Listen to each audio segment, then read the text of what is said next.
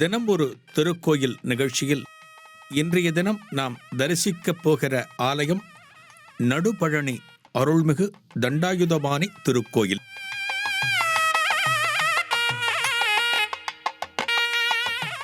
ஒரு திருத்தலத்தில் புகழ்பெற்று விளங்கும் தெய்வத்திற்கு அதே பெயரில் மற்ற திருத்தலங்களில் ஆலயம் அமைவதும் வழக்கம். கும்பகோணம் அருகே சுவாமிமலை முருகப்பெருமான் அருளுகின்ற அறுபடை வீடு. இதுபோலவே டெல்லியிலும் ஒரு சுவாமிமலை காணப்படுகிறது. இந்த திருத்தலத்தை உத்தர சுவாமிமலை என்று அழைப்பார்கள். உத்தர என்றால் வடக்கு. தமிழகத்தில் சிதம்பரம் நடராஜ பெருமான் ஆலயம் உலக பிரசித்தம். மகாராஷ்டிர மாநிலத்தில் சதாராவில் ஒரு கோயில் 4 கோபுரங்களுடன் சிதம்பரம் போலவே அமைந்துள்ளது. இந்த திருத்தலத்தை உத்தர சிதம்பரம் என்று அழைப்பார்கள். தமிழகத்திலே பழனி என்ற திருத்தலம் பிரபலம். அறுபடை வீடுகளுள் ஒன்று. அதைப் போலவே சென்னையில் கோடம்பாக்கம் அருகே வடபழனி முருகப்பெருமான் அருளுகின்ற அற்புதமான ஆலயம். மேல்மருவத்தூர் அருகே இன்னொரு பழனி. இதை நடுபழனி என்று அழைக்கிறார்கள்.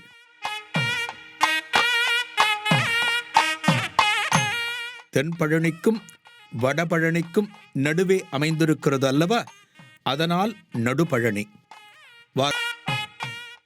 நடுபழனி அருள்மிகு தண்டாயுதபாணி சுவாமி திருக்கோயில் எங்கே அமைந்திருக்கிறது?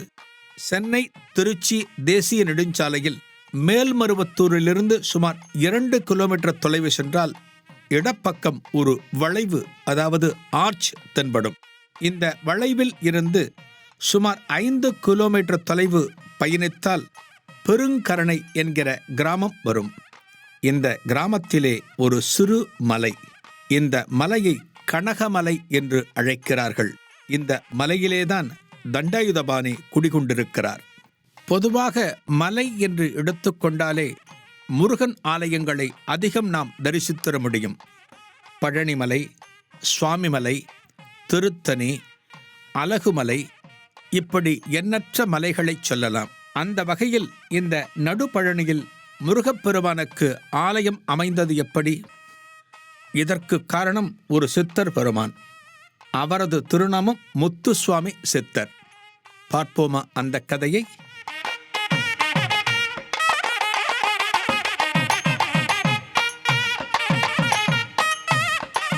சுமார் 75 வருடங்களுக்கு முன்பு பொள்ளாச்சியிலே ஒரு மிராசுதார் வாழ்ந்து வந்தார். அவர் பெயர் முத்துசுவாமி. முருகப்பெருமான் திருவருளால் தெய்வ நம்பிக்கையோடு பல திருத்தலங்களை தரிசிக்கக்கூடியவர், இறையருள் பெற்றவர்.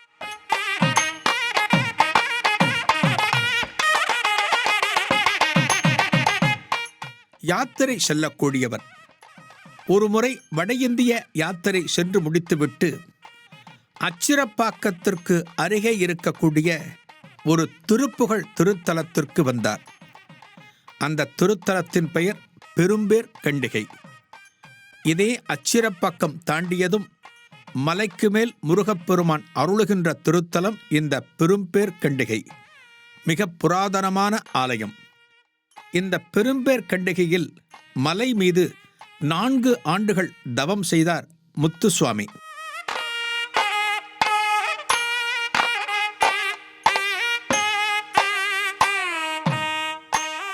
உண்மையான இறைபக்தியோடு தெய்வங்களை குறித்து நாம் தவம் இருந்தாலும், விரதம் இருந்தாலும், பிரார்த்தனை செய்தாலும் அந்த தெய்வம் நமக்குள் தோன்றி அருள் புரியும்.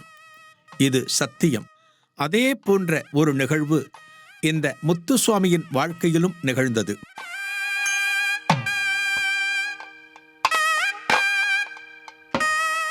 பெரும்பேர் கண்டிகையில் தங்கியிருந்து தவம் செய்த காலத்தில் ஒரு நாள் முத்துசுவாமியின் கனவில் முருகப்பெருமான் தோன்றினார். முருகப்பெருமானை பார்த்ததும் அந்த பெருமானை நமஸ்கரித்தார் முத்துசுவாமி. அதன்பின் முருகப்பெருமான் இந்த முத்துசுவாமிக்கு ஒரு உத்தரவிடுகிறாராம். என்ன உத்தரவு தெரியுமா? பெருங்கரணையில் உள்ள மலையில் எனக்கு ஒரு கோயில் எழுப்ப வேண்டும். அது உன்னால்தான் முடியும் என்று சொல்லியிருக்கிறார். இந்த பகுதிக்கு புதியவரான முத்துசுவாமி முருகப்பெருமான் தன் கனவில் சொன்ன பெருங்கருணை எங்கே இருக்கிறது என்று தேடி அறிந்தார். அந்த மலையையும் ஒரு நாளில் கண்டுபிடித்தார். முருகப்பெருமான் சொன்னபடி வழிபாடுகளை அங்கே துவக்க வேண்டும் என்பதற்காக அந்த மலை உச்சியில் ஒரு வேலாயுதம் நிறுவி வழிபாடுகளை துவங்கினார்.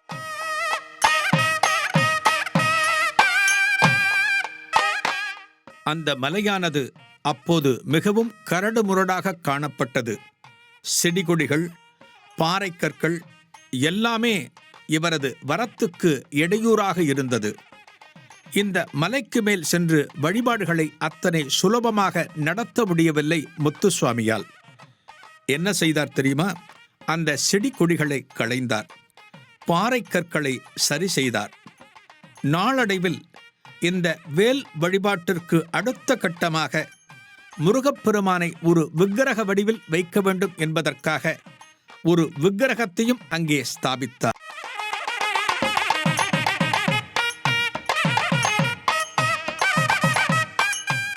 மலைக்கு மேலே ஒரு சிறு கொட்டகை அமைத்தார்.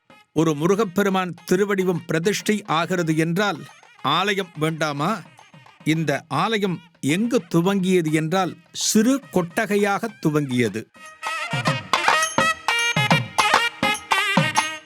இவரது பக்தியை பார்த்த உள்ளூர் மக்கள் இவரது செயல்களுக்கு ஆதரவு தெரிவித்து இந்த ஆலயப் பணிகளுக்கு உறுதுணையாக இருந்தனர்.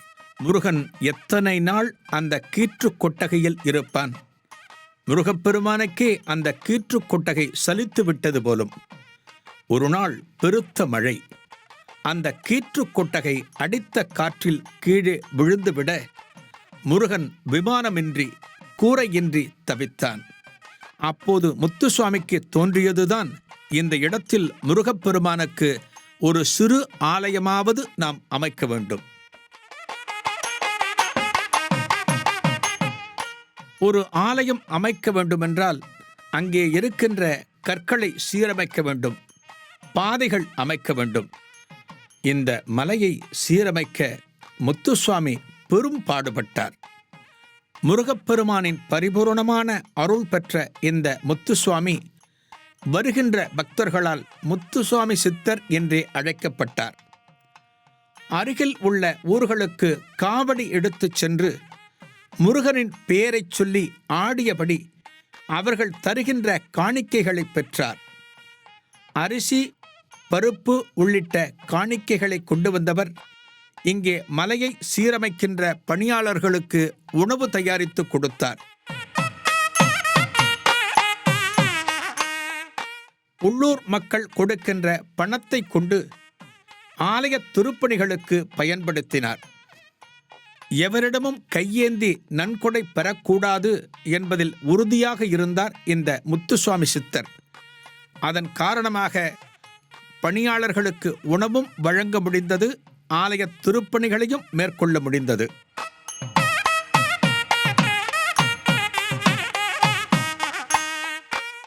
ஏதேனும் குறையோடு தன்னிடம் வருபவர்களுக்கு திருநூறு தந்து அவர்களது பிரச்சனைகளை குணமாக்கினார்.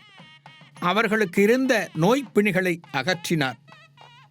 இதனால் இந்த முத்துசுவாமி சித்தரின் பெயர் பல இடங்களிலும் பரவியது.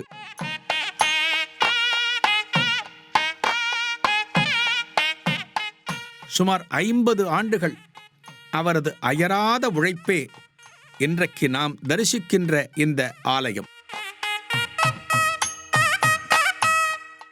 ஒருமுறை இந்த பகுதியாக யாத்திரை சென்ற காஞ்சி மகான் மகாபெரியவா இந்த ஆலயத்தை தரிசிக்க வந்தார். பால தண்டாயுதபாணியாக இந்த முருகப்பெருமான் மகா சுவாமிகளுக்கு காட்சி கொடுத்தார். அதன் பிறகு நடுபழனி என்கிற பெயரை காஞ்சி மகாபெரியவாதான் இந்த திருத்தலத்துக்கு வைத்தாராம்.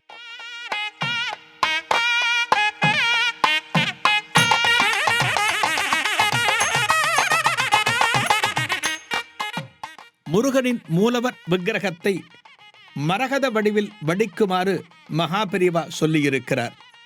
அதன்படி புது தண்டாயுதபாணி மரகத வடிவில் வடித்து 1993 கும்பாபிஷேகம் நடந்தது.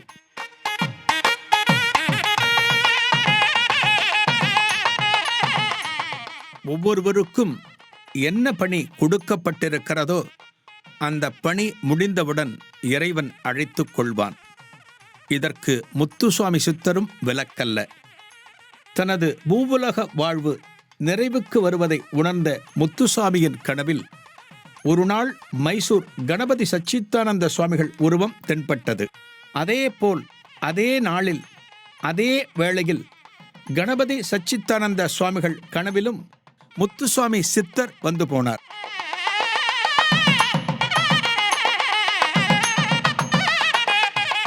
ஒரு நாள் தற்செயலாக மைசூர் சச்சிதானந்த சுவாமிகள் இந்த நடுபழனி ஆலயத்திற்கு வந்தார். முத்துசுவாமி சித்தருக்கு பெரும் மகிழ்ச்சி. இருவரும் தாங்கள் கண்ட கனவு பற்றி அந்த வேளையில்தான் பரிமாறிக்கொண்டார்களாம். அப்போதுதான் இருவருக்கும் புரிந்தது, ஒரே நேரத்தில் முருகப்பெருமான் இருவரையும் ஆட்கொண்டிருக்கிறான் என்பது. இந்த கோவிலுக்கு ஒரு நிரந்தரமான அடையாளத்தை கொடுத்த முத்துசுவாமி சித்தரின் ஜீவ சமாதி மலை உச்சியில் காணப்படுகிறது. முன் மண்டபத்தோடு எழிலான ஒரு ஆலய வடிவில் இவரது ஜீவ சமாதி காணப்படுகிறது. நித்தமும் இந்த ஜீவ சமாதிக்கு வழிபாடுகள் நடக்கின்றன.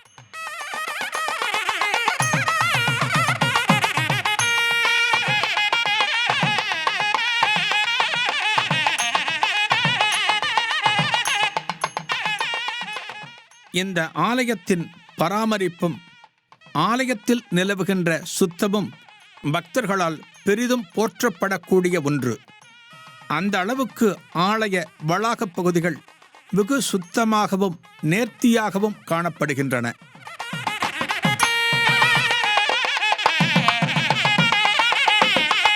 இந்த பெருங்கரணை கிராமம் மிக பழமையானது. இந்த கிராமத்திலே 300 அடி உயரம் கொண்ட மலைதான் கனகமலை.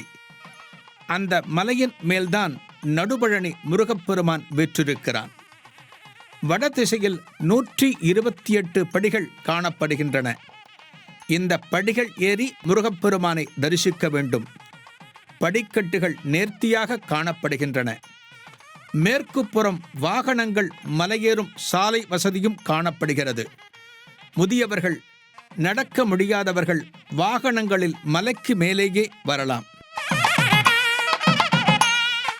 வாகனங்கள் மலை ஏறுவதற்கு முன்னால் அற்புதமான ஒரு முருகன் திருவடிவம். அண்ணார்ந்து பார்க்க வைக்கும் அந்த முருகப்பெருமான் சுமார் 45 அடி உயரம் கொண்டவர். மலேசியாவில் 10 மலை முருகனை நாம் நேரில் பார்த்திருக்கலாம், படங்களிலும் பார்த்திருக்கலாம். அந்த முருகனை நினைவுபடுத்துவது போல மேற்கு நோக்கி கம்பீரமாக அருளிக் கொண்டிருக்கிறார் இந்த முருகப்பெருமான்.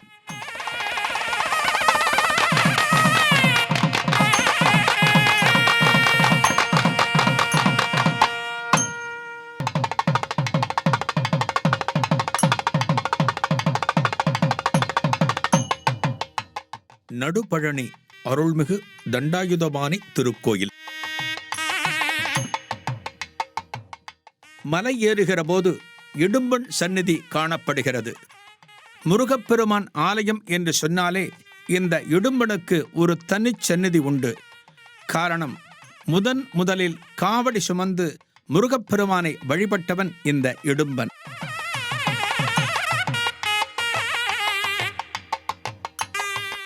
ஆலயத்திலே நடுநாயகமாக மரகதக் கல்லால் ஆன தண்டாயுதபாணி கிழக்கு நோக்கி அருள் பாலிக்கிறார்.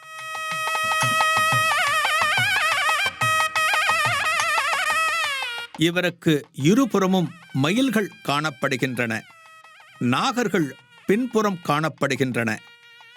மயில் தோகை அலங்காரத்தோடு கவசம் சார்த்தப்பட்ட, அதாவது வெள்ளியால் ஆன மயில் தோகைகள் இந்த முருகப்பெருமானுக்கு மேலும் அழகு கூட்டுகிறது.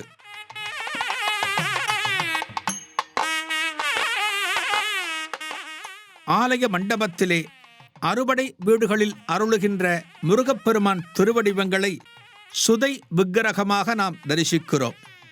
இதைத் தவிர எண்ணற்ற சுதை வடிவங்களும் காணப்படுகின்றன. ஆலய மகாமண்டபத்தின் அருகே வள்ளி தெய்வானை சமேத சண்முகப் பெருமான் அருளிக் கொண்டிருக்கிறார். விநாயகப் பெருமானையும் தரிசிக்கலாம். தவிர பிரம்மா, விஷ்ணு, ருத்திரன் இவர்கள் மூவரும் கலந்த தத்தாத்திரேயர் வடிவத்தையும் நாம் தரிசிக்கலாம். இங்கே நாக தத்தாத்திரேயர் என்பது ஒரு சிறப்பு திருமேனி. மலை அடிவாரத்திலே விநாயகப் பெருமான், அருணகிரிநாதர், பாம்பன் சுவாமிகள், திருப்போரூர் சிதம்பர சுவாமிகள், ராஜேஸ்வரி அம்மன், நவக்கிரகம் ஆகிய திருமேனிகளுக்கும் திருச்சந்நிதிகள் காணப்படுகின்றன.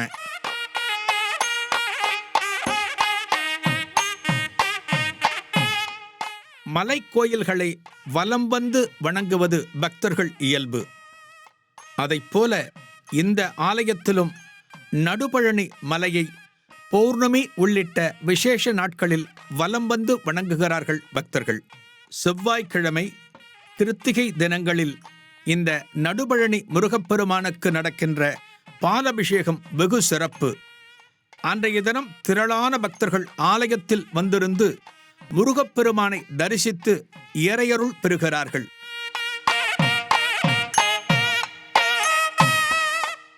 பங்குனி உத்திரம் 3 நாள் திருவிழா, ஷஷ்டி உற்சவம், அன்றைய தினம் திருக்கல்யாணம், கார்த்திகை தீபத் திருநாள், முத்துசுவாமி சித்தரின் குரு பூஜை உள்ளிட்ட எண்ணற்ற திருவிழாக்கள் வெகு சிறப்பாக நடந்தேறுகின்றன.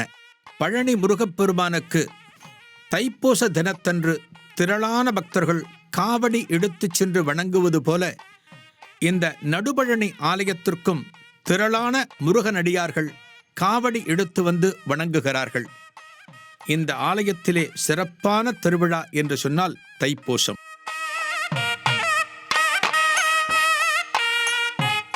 பழனியில் தண்டாயுதபாணி சுவாமி ஆலயம் எப்படி அமைந்தது என்கின்ற தலபுராண கதை நாம் அனைவரும் அறிந்ததே.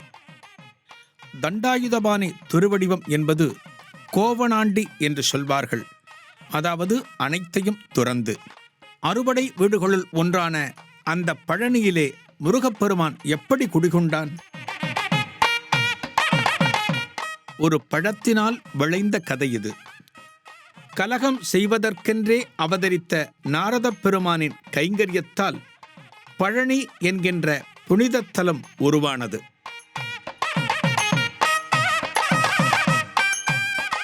தனக்கு கிடைத்த ஒரு ஞானப்பழத்தை எடுத்துக்கொண்டு ஈசனை தரிசிக்க கையிலாய மலைக்கு வந்தார் நாரதர். அங்கே ஈசனும் உமையும் வெற்றிருந்தனர். இந்த ஞானப்பழத்தை சர்வேஸ்வரனிடம் கொடுத்த நாரதர், இந்த பழம் அதிக சக்தி கொண்டது, இதை உண்டால் அனைத்து ஞானங்களையும் பெறலாம் என்றார் தனக்கே உரிய துணியில். பெற்றவர்களின் கையில் இப்படிப்பட்ட ஒரு அரிய விஷயம் கிடைத்தால் அதை பிள்ளைகளுக்கு கொடுத்துத்தானே அவர்கள் சந்தோஷப்படுவார்கள். அந்த வகையில் ஈசன் தன் திருக்குமாரர்களான விநாயகனுக்கும் முருகனுக்கும் இதை பகிர்ந்து கொடுக்க விரும்பி அவர்கள் இருவரையும் அழைத்தார்.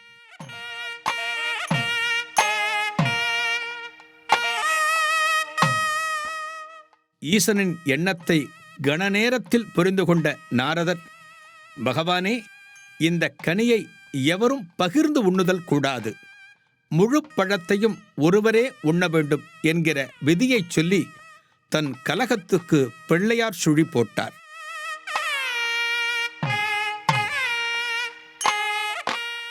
விநாயகனுக்கும் முருகனுக்கும் இடையே பழம் எனக்குத்தான் என்கிற போட்டி எழுந்தது. யாரிடம் பழத்தை கொடுப்பது என ஈசனும் உமையும் திகைத்தனர். நாரதர் கலகம் எங்கு போய் முடியும் என்பதை அறியாதவரா ஈசன்?